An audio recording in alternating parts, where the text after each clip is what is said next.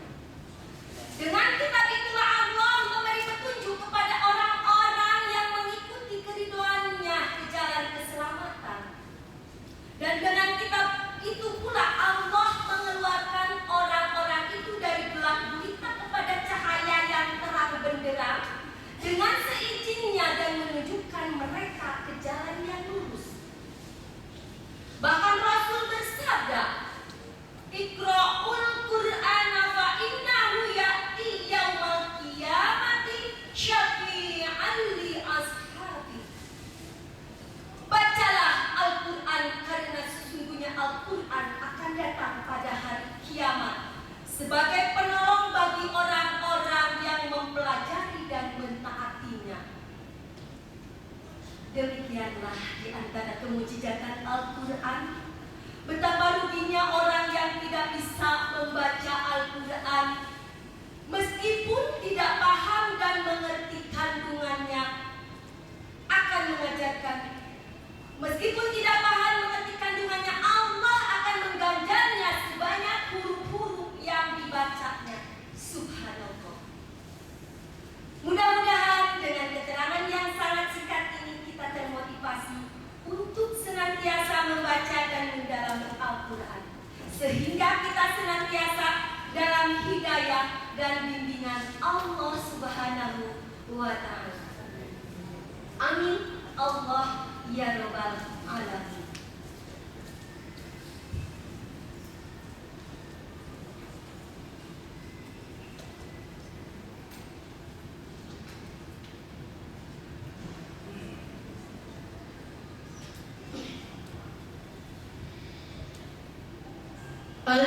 الجنة ونعيمها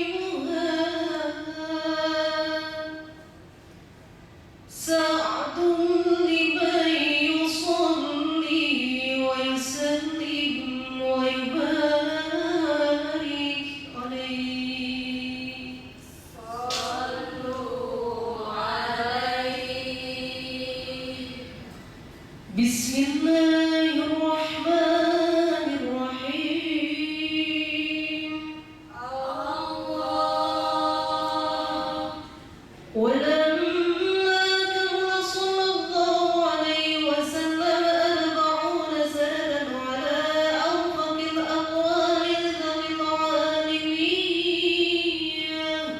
صلى الله عليه. بعثه الله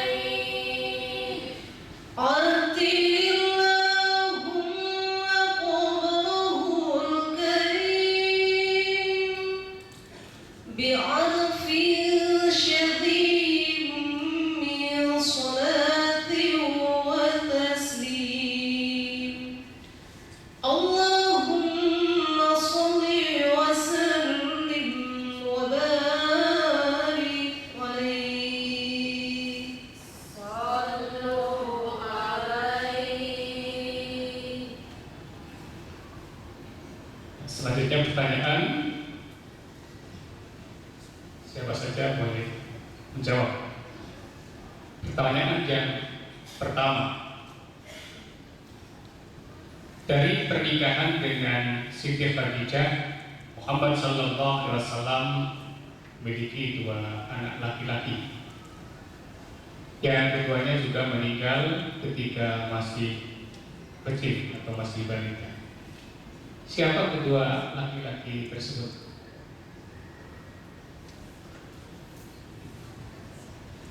Dekno.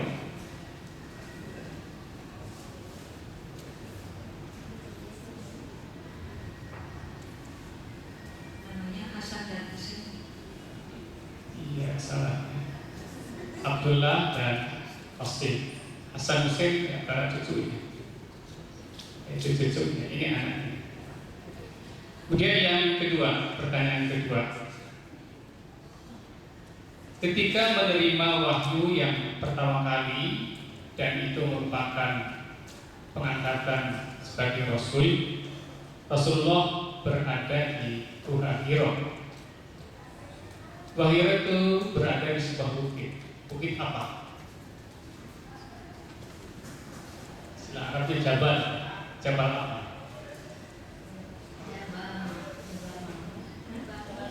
Jabal Sur. Salah, Jabal Nur. Jabal Nur. Ya, yang ketiga,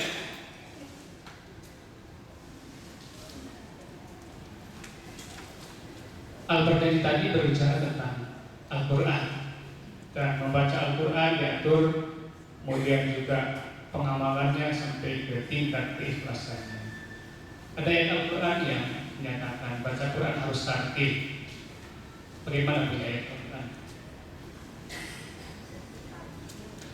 Iya. Silakan. Warotil Quran tartil. Iya, bisa. Iya, surat Al-Muzammil. Pertanyaan yang terakhir tentang doa.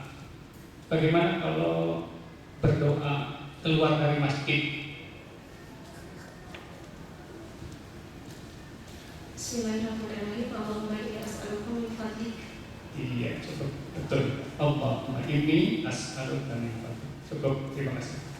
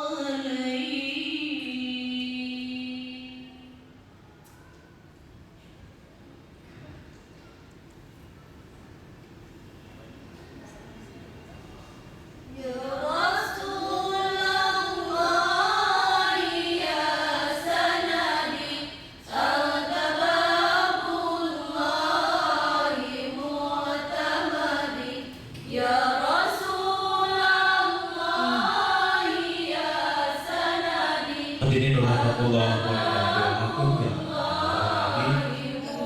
Itulah penampilan majelis taklim An-Nasir yang beralamat di bangunan Sukabumi Kota Bandung yang telah membacakan makro nomor 7. Untuk selanjutnya kami panggil majelis taklim Al-Muhtar yang beralamat di Kampung Pangedah, Kabupaten Pangandaran. Para dewan hakim yang kami hormati, hadirin rahimakumullah. Untuk selanjutnya kami tampilkan majelis taklim Al-Muhtar yang